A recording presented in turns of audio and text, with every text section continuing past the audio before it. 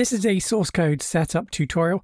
Now, if you have jumped into this course and you do want to follow along step by step with the code, I will take you through how to download the code, get it started so that you can follow along with the tutorial step by step in this module.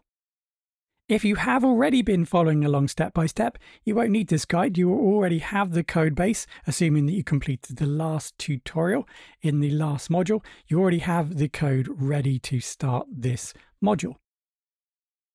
Now, you're probably already familiar with downloading resources from the tutorial. So just head over, well, you're already watching this tutorial, so you don't need to head over to the tutorial, but you will find a resources option in this tutorial. I can't show the exacts because I haven't actually uploaded and set up this tutorial yet, but it should be the same for you. So on the right hand side here, find the current tutorial you're watching, look for resources, download the source code.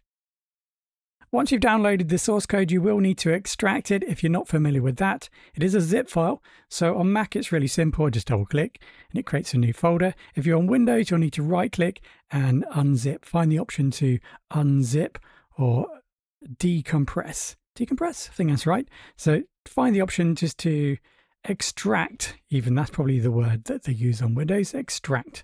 So that should create a new folder or extract all the files in the folder. Now at this point you can move it to somewhere a little bit more convenient where you want to store these files, but that's at this point all you need to do. So now you need to open up the project. So in the top left hand corner, select File, Open Folder, and then select the area where you extracted the code base. So here's the code base I just extracted. Press Open. That should then open the project at the code base. Okay, just fold that down. Okay, so that opens up the project. Now you can go ahead and create a virtual environment. So depending on whether you're using Windows or Mac, it's going to be slightly different. The first step should be the same, so Python 3, assuming that you have Python installed. So use the M flag, VMV. That's going to create a new folder, virtual environment folder. So now we need to activate. So on Mac, I'm going to type in source, VMV, bin, activate.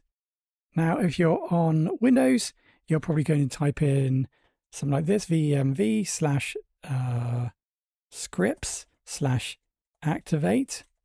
So that's going to be probably what you're going to type if you're on Windows. If that doesn't work, then there is setup guides at the start of this course. Right, so with that done, on the Mac, so I type in that's going to start the virtual environment. Now I can tell the virtual environment is started and I'm working within the virtual environment because it says here on the left hand side of your prompt, VEMV. And that's the same whether you're working on Windows or Mac. Right, so now what we need to do is install all the dependencies for the project. So let's go ahead and pip install, use the R flag, requirements. So that's going to install everything here that's needed to start the project. And now I can continue following along step by step all of the tutorials in this module.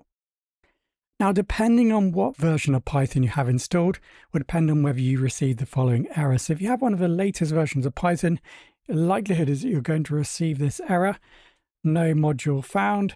So you'll find that what you'll need to do here is to pip install the setup tools. So you'll need to do that. So hopefully by doing that and then running the server again, you'll find that everything will now be resolved.